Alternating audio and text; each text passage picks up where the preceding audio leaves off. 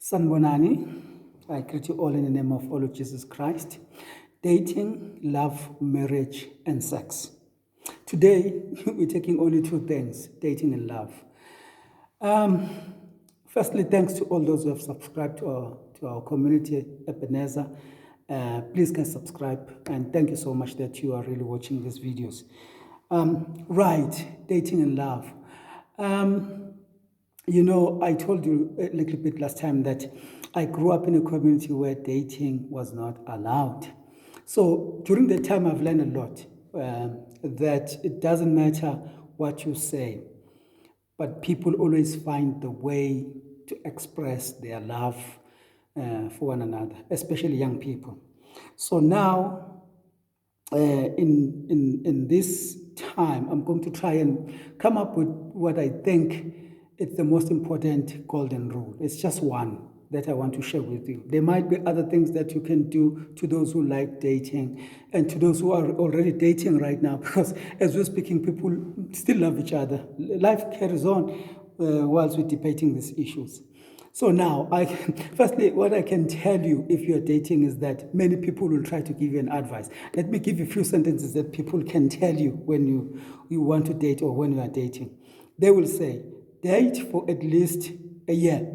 They will say, don't date for more than a year. They will say, date exclusively in groups. They might say, make sure you get plenty of time one-on-one. They might say, don't kiss before you're married. They might say, how can you know you have chemistry without kissing? Or they might say, please put clear boundaries into place. Or they might say, don't try to follow everyone else's rule, etc., etc., etc. So people will give you many advice of how to do dating. So as I told you last time that I had to research the issue of dating because I grew up in a time where dating was not allowed, but things were happening in secret, were happening behind closed doors, because the fact is we are sexual beings, and once you love someone, it happens automatically that you'll want to touch, you'll want to kiss, you'll want to hug, all those kinds of things. But as Christians, we need to find a way to contain the love matters. We need to contain what people must do in dating.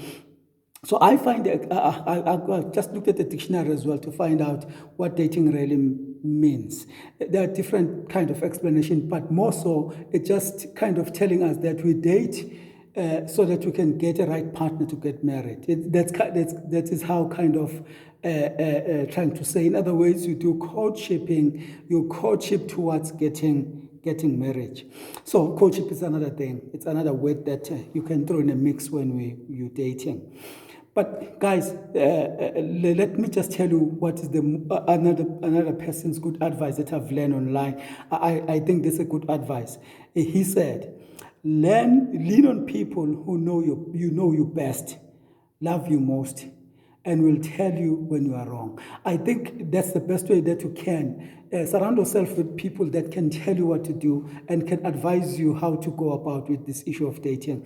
Because the fact is, no matter whether you don't want to date or no matter whether you are dating, at some point, the partner that you like, the partner that you think you love, that you want to be your life partner, it cannot just happen overnight. There will be times that you need to meet, you need to talk, you need to know each other.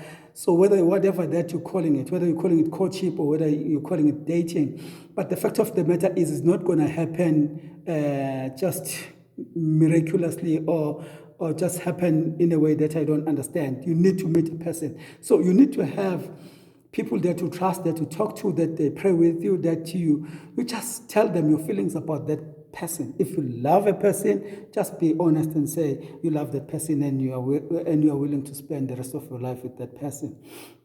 So now the important questions that most of the people are asking when you get into the relationship dating, it's like, how far should we go before physically? How far should we go physically before marriage? Some will say, how soon should I start dating after I break up?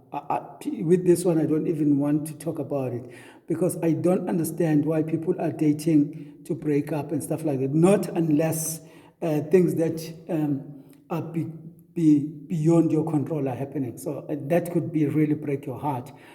But anyway, those are just questions that I'm reading. I don't have answers to these questions, but just think about them. What things should I be looking for in a guy?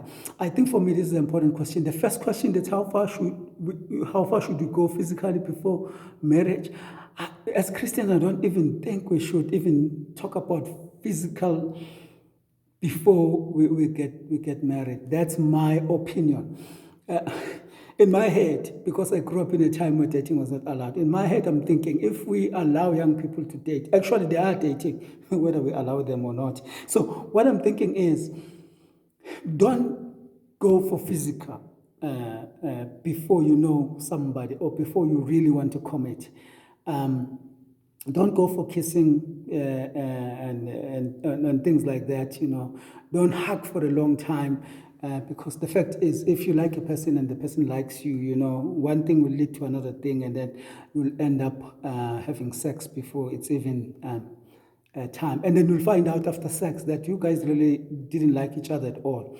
So what I can suggest is that the physical part, just hold it on for a bit and just try and know each other, talk to each other, and see your dreams and your ambitions in life. And you guys are still young, so just try to know those things. The other questions, the good question that I'm talking about is that what things should I look for in a guy? I think that's where, if you're already dating, so which means you already had a list somehow in your brain, the guy that you're looking for, the guy that you love. And a girl as well, it goes for a girl as well. What kind of a girl should a guy be looking for? It goes for that as well. If you're a guy and you're a Christian guy, that could help if you've got kind of a list of things you're praying for a girl, so that if you meet the person and you're dating a person, you know if those things are there or not. So in those two questions, don't involve any physicality in it. Don't even do baby kissing until you guys talk things through and you know each other and you hug each other, not even for a long time. Try and prolong the physicality if you can for a long time. Because once you start, it might lead you to just, to the things that you don't want to do that will really not be on your ethical standard. So, and should we live together before we? No, we don't even have to think. But anyway, if ask yourself that question, because in a Western culture, I think that's normal. But for us as African Christians, it's not normal to, if you're not married, to go and live with another person and you guys call yourself couple. It's not nice. I know that some people are dating, they're sneaking out and go and, visit each other, guys in universities. Guys, I know, I've been at university, I know that the guys will go, behind closed doors, quick. That doesn't help you knowing another person. So I would say hold off the physical stuff, hold it on. But as Linda Sikalala, what I'm saying is, if you're dating and you don't know if you love a person or not, just ask a person out. Go out for a simple dinner, simple lunch. Just go for simple coffee. Just go for a walk, go for a walk. I don't care if you guys walk together or you walk with a group, because there are other things that as a church you cannot control. But just learn a person if you don't know if you love a person or not. So if you love a person and you're sure that you love a person, so just get closer and try to know a person, and somehow you need to let them know that this is how you feel about them. But don't expect they'll be feeling the same, but just be honest with it and say, my love is here. If you're not loving a person, you're not sure, just keep it to yourself and try and learn the guy as you guys are dating. For the time, I wouldn't say how long. I wouldn't put a specific time to it, because people's circumstances are not the same, especially in rural areas where we are as a church.